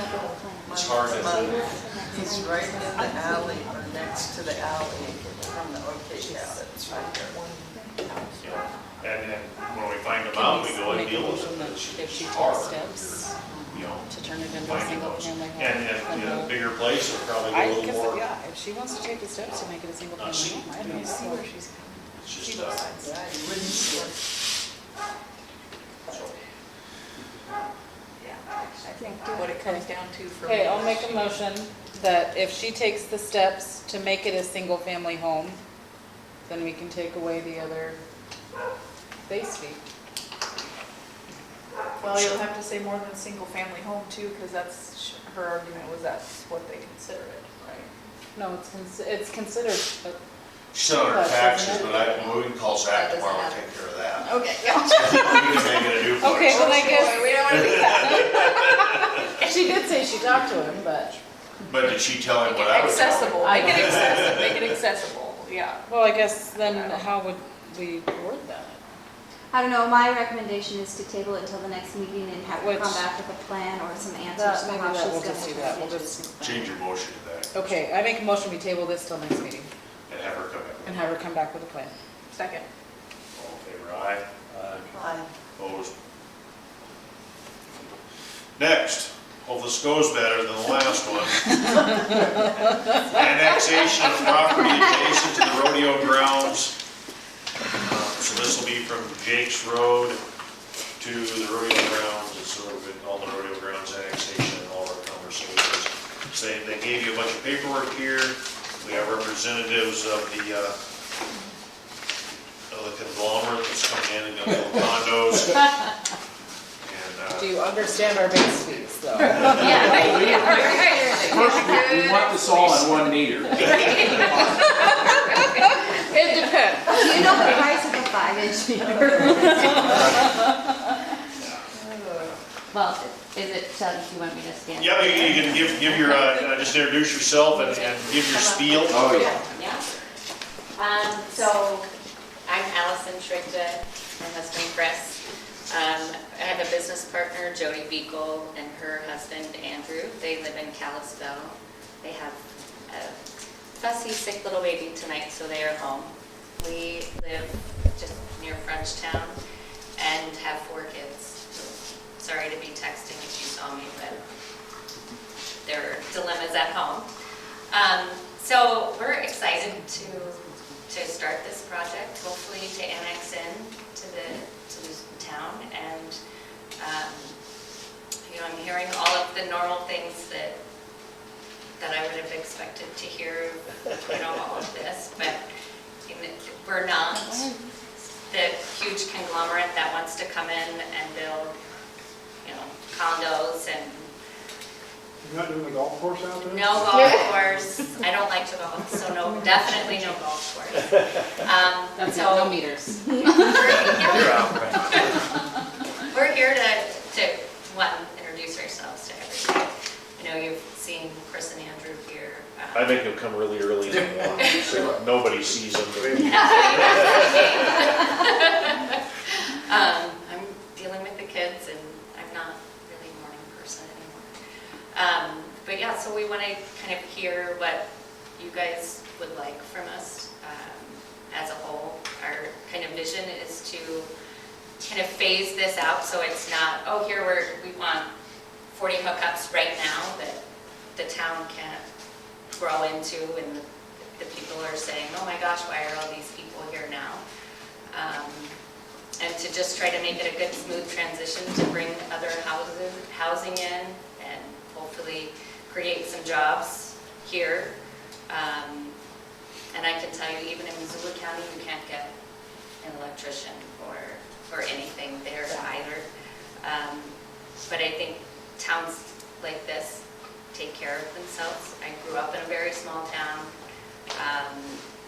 And so we were looking for a place to kind of retire and move, and this came up, and we thought, well, this is great. We can build something and, and help the town as well, with lots of sewer hookups. Not too many, but. So what is your project? So dividing it into lots, and then I think 40 lots have been approved. I don't know that we'll do all of that. We're kind of looking at doing a park up near the street where the wetland is. It's not really. If we were in another room, I'd have it up on the screen for you, but we don't have that here. So the lots were actually Here's some. approved in about 1948, I think. It was 1948, it was actually proposed to annex from Jake's Road all the way over where the rodeo grounds is, was actually plotted into city lots to be annexed. The county commissioners actually approved the lots and approved the annexation. And the town council, it stalled there and it never went forward. So the first stage of that project in 1948 was Jake's Road, which is actually Lynetta Street originally. And those houses that are on Jake's Road was the original lots, and then we're gonna move out as they went, and the project all stalled. So that plat was available, Lawrence Wolchuk owned that, bought it from some other people who moved the rodeo grounds there and stuff. So his vision was to see the rodeo live forever, that's why he gave that rodeo piece to the town. And then he sold the rest of it, this group, to come in. So what they've done is they've redid the lots. The lots were, with the irrigation ditch through there and everything, some of those lots are about 50 by 75, or I mean, they're somewhere odd shaped and all that. So redo the lots, put the roads in a little different, some different access. They've already working with the property owner over on Jake's Road doing some land swapping to get a better access road and be more neighborhood friendly over there for those people. Actually, the original one would have been right corner of Nikki's trail. There's an alley. Yeah. So they're doing some trading there to bring that in be a little more in there, and then get those lots on this side of the ditch and the other side of the ditch in. So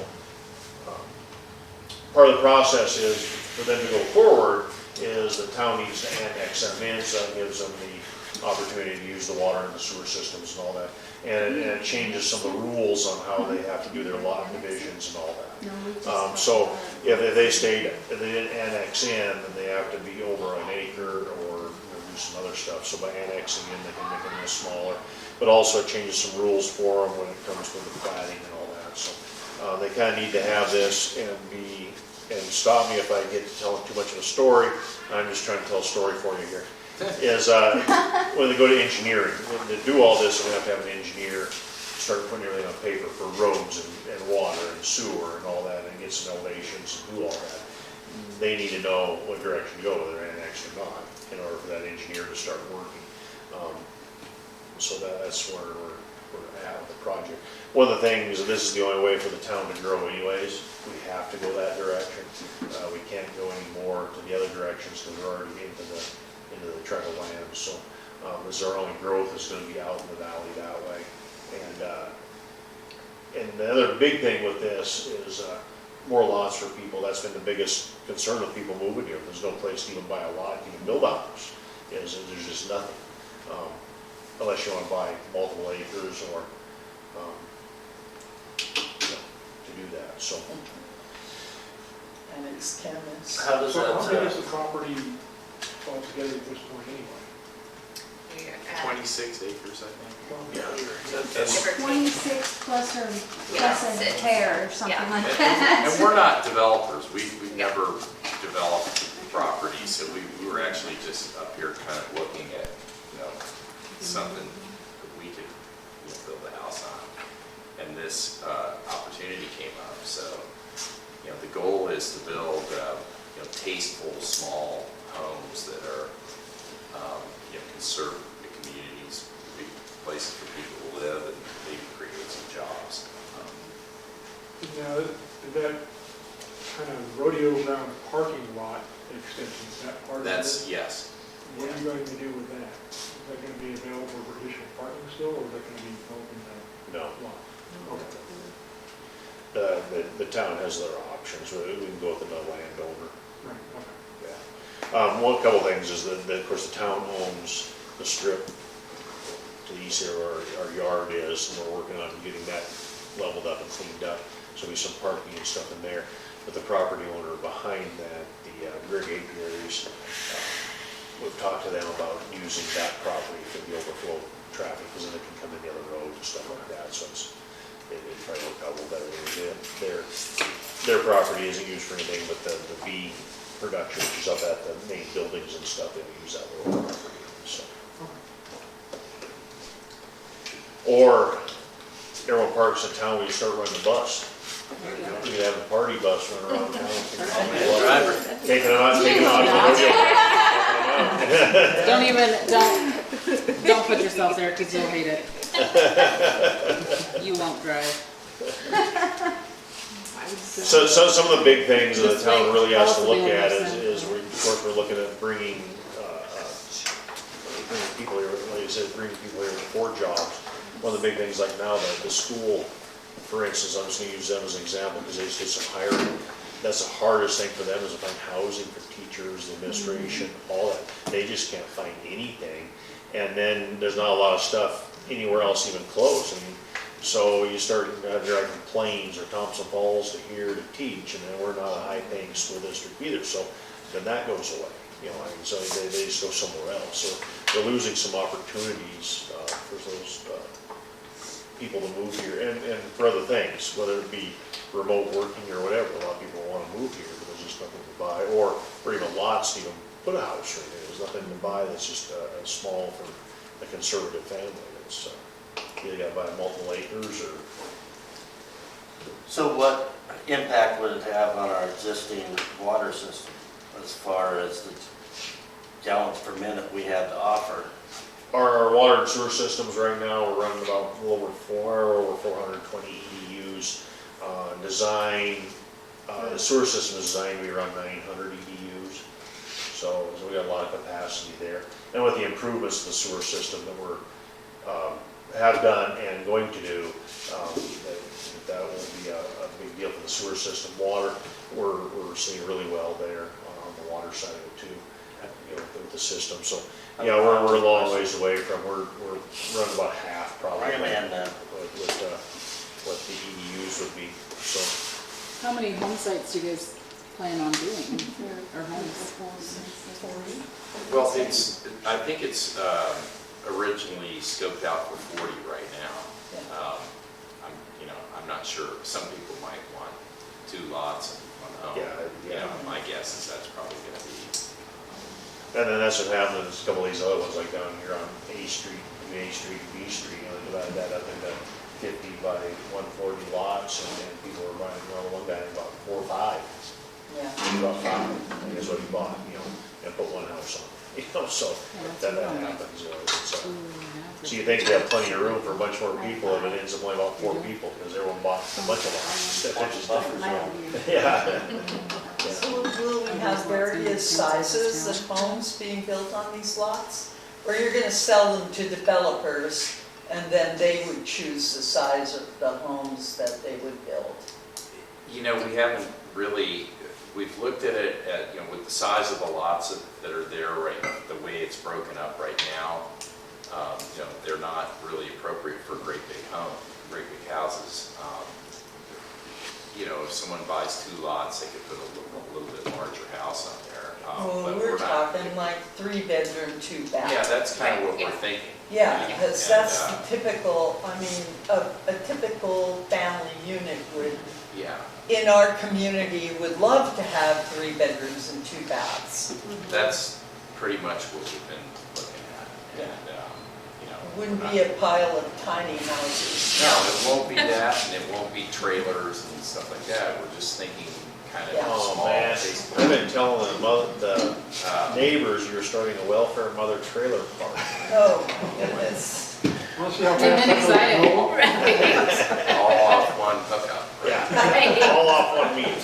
And then the wetland area here, I don't even know what I'm really looking at. Obviously, I've got glasses on and it's too small to read. So the very top, the highway is, this is the highway. That's the highway Yep. and this is. So the road is James. already here. Okay, This road's already here.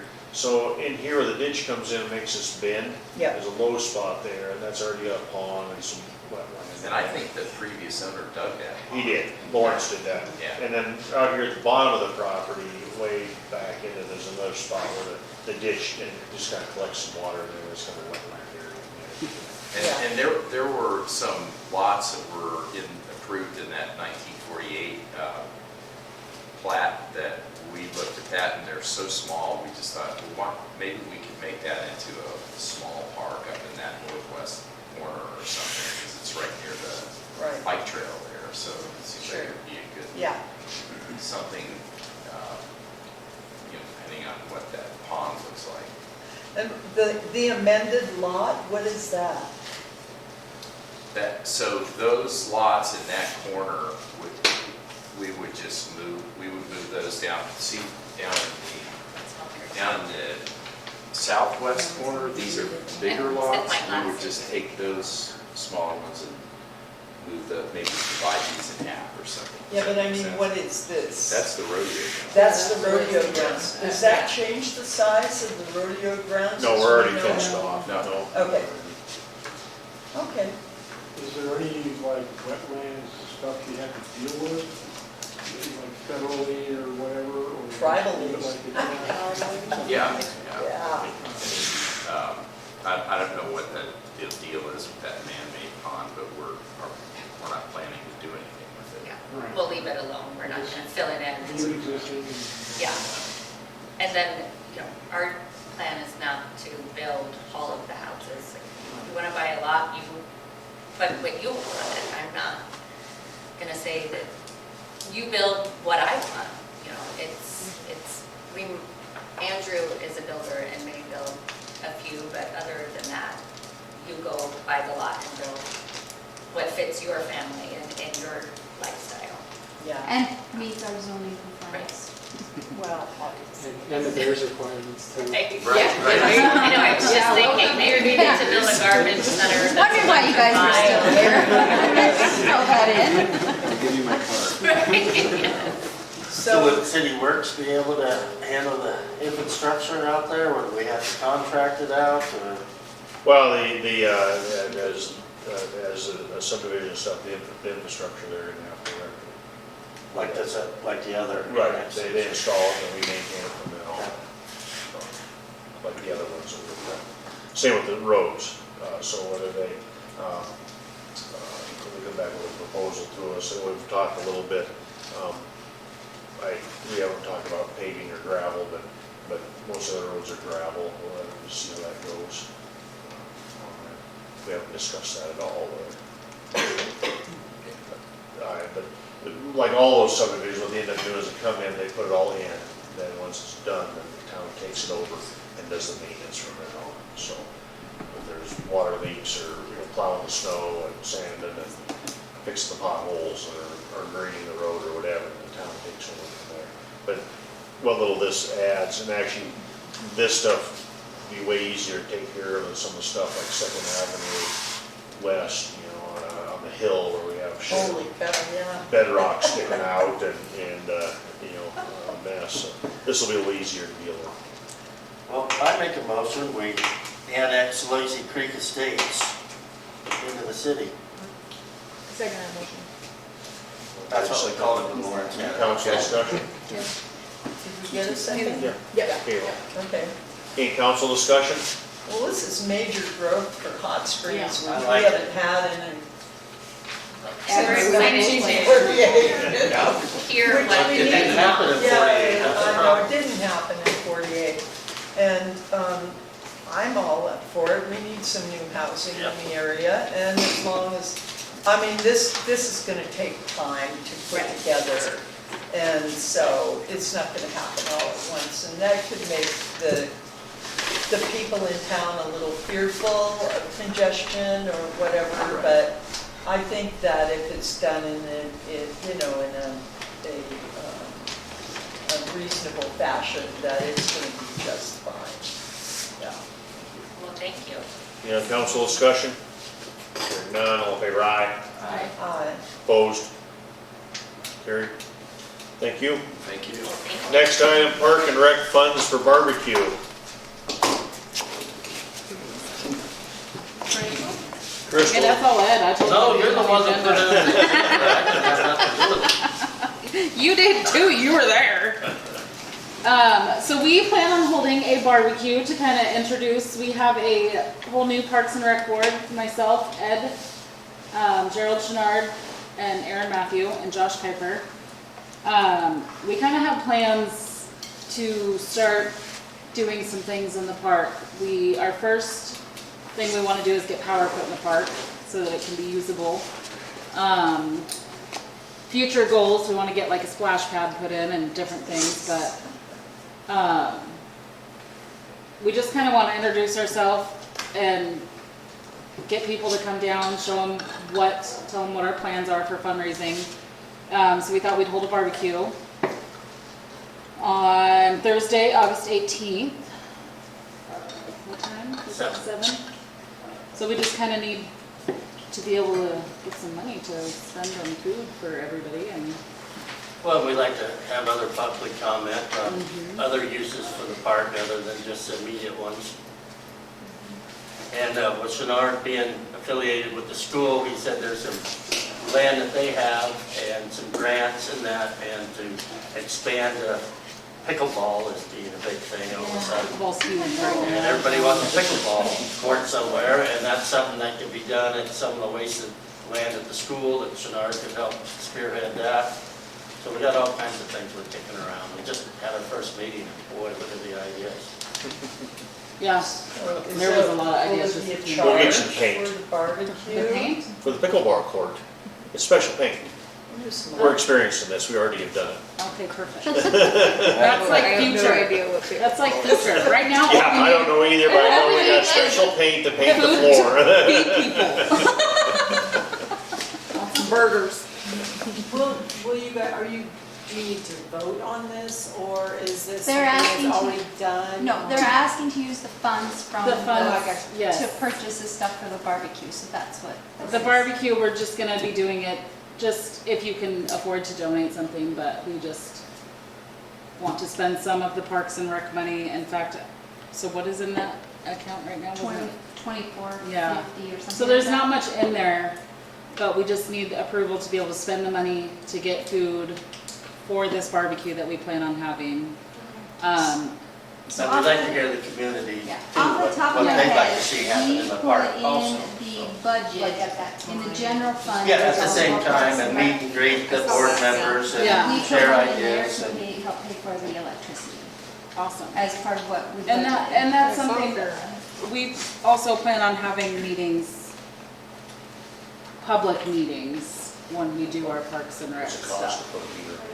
So do you know how much you're wanting for the food? I think the poles are 12, I have meter no idea.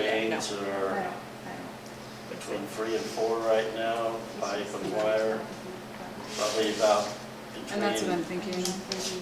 4 and 5. So I got a meter base with You got meter mains? paint on it. I mean, with the Yeah, combination. we only need one meter. Because other thoughts that was kicked around was, maybe we could have some concerts in the park once we had power. And that kind of And that's our stuff. thing, is that there's a Our lot of options are opened local, up once we have the power in the park. there's a lot of Yeah, you local got artists people and wanting to music. do that, now trying to do that now, Yeah. but there's no power available. Yeah. Yeah, no, like steal That'd it be from the taken. neighbors. Well, that's Run a cord over that's from what your we used house. to do. Well, we'll provide them the extension cords until we get the power. We go to Spring Street, back of Spring Street. Actually, we're going over to the blue house so that it's Actually, not I running think we blew the across breaker the road. last time. Oh, yeah. They've been using off mine. So it's, again, it's What day of the week is it? It's a Thursday There's- evening at yeah. 7. And that's the 7th? 17th. Or 17th. 18th. Okay, you guys got me confused. Write it on your calendar. Leslie. Thursday, the 18th? Yes, Thursday the 18th at 7 PM. Okay. And you guys will put flyers out. There is some flyers around, There's a Josh. Facebook page. Yep, we now have a Facebook page. There's also a website that is not associated with Facebook. There is an email. Josh is our tech guy, so he's the one doing that. And he only printed a few flyers, so we might have to get a couple more and put up places, but there is one at Gamble's. Say, Campbell's. I saw one at Gamble's. Is there anything on there if you wanted to donate for the barbecue or something? Yeah, we're gonna have a donation We're just gonna charge. kind of have some donations accepted, like a jar maybe, and that's kind of our plan is, I mean, there's so many things that people ask for It's a meet and donations, greet but. fundraiser, Yeah. donation only, If they 'cause wanted to donate. we'd have to get us But if you wanted to sanitary put and something thing up to sell. front to help cover the Yeah. cost of the barbecue, We'll definitely. Yeah, and that, like I- put I a know link on we there. could and probably, someone can well, donate. yes, no, Then no, it's that's the same, we need a $20 PO or box, something. but we could use, Town. yeah, It's the town. so, yeah. that After our would- grand opening, the stuff we have left over, we'll donate. Oh, jeez. Okay. And that's what we, did you ever go check if that, Yeah, that's not gonna work. okay. We're gonna have to have some portable ones. I mean, yeah, could, but not to feed that kind of a crowd on that thing, but it could be used as a family thing. You know, But if it the is- family went down and wanted barbecue. Well, I mean, that was our thing, is that we were curious, because there is like a brick barbecue, charcoal barbecue set up in the park already. Built by Arnie Risland. And that's, In 1948. Early 80s. So we need a motion to use the parks funds to purchase the goods for the food for the barbecue. I make a motion that we use the funds from the Parks I'd and make it, Rec but I'm asking for Yeah. to use for Cameron likes it fundraisers. to be. Second. Motion been made and seconded. Any more council discussion? Hearing none, all in favor, aye. Aye.